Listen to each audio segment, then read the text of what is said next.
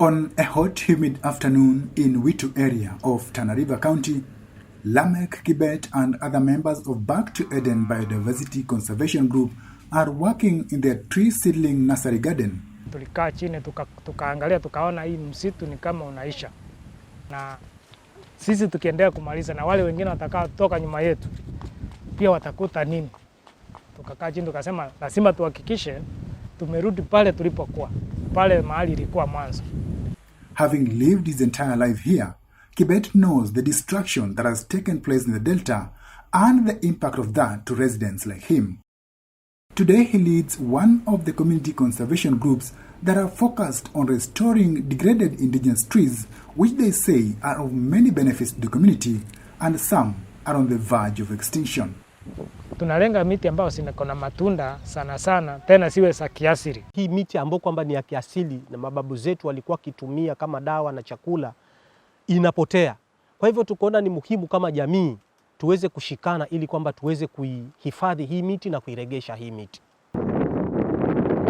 Covering over 130,000 hectares of land spanning across Tana River and Lamu counties along the Kenyan coastal region, the delta acts as a sponge in absorbing and restoring floodwater.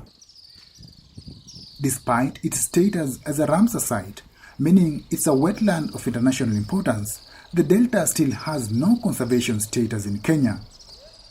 Human activities and natural impacts have therefore been taking a toll on one of East Africa's largest and most significant coastal delta and its ecosystems. The delta is under siege, basically. Human activities are actually stretching us beyond the limit that the delta can contain. This is Mililo, the heart of the delta. The once lush green vegetation has now been replaced by tiny patches of dying grass and carcasses, the vivid sign of the destruction. Within the land use plan, or the Tana Delta land use plan, this was an area that was envisaged to be a conservation area. So this was supposed to be a dry season grazing area. It was also supposed to be helping the issues around wildlife conservation and things like that.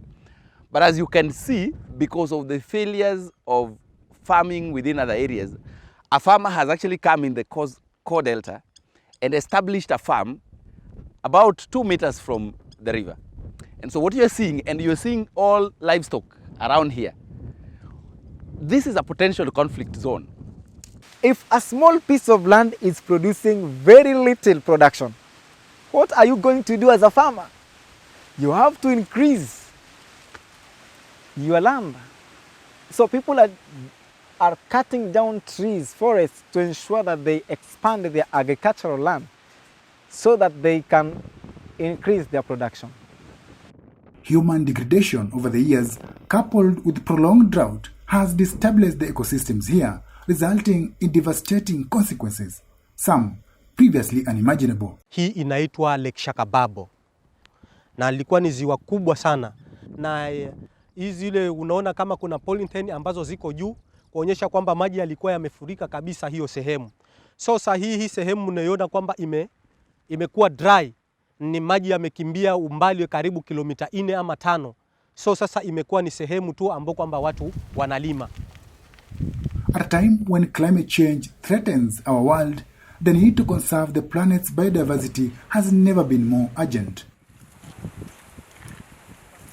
Community members are taking steps to restore indigenous forests and stabilize the ecosystem in the delta. Baada ya kuleta mbegu, tunakuja kuna zile za kuweka direct kwa mifuko, kuna zingine ambazo ni ndogo mpaka siweka kwa nursery mahali sikue kidogo, sikikua ndio siwe zimefika size ya kufanya nini, ya kuweza kupanda.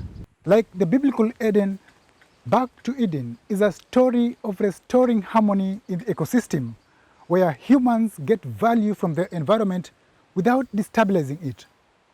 And for this group, the journey back to Eden begins here by planting back indigenous trees in the forest, one seedling at a time. Sisi huwa tunaangalia msimu.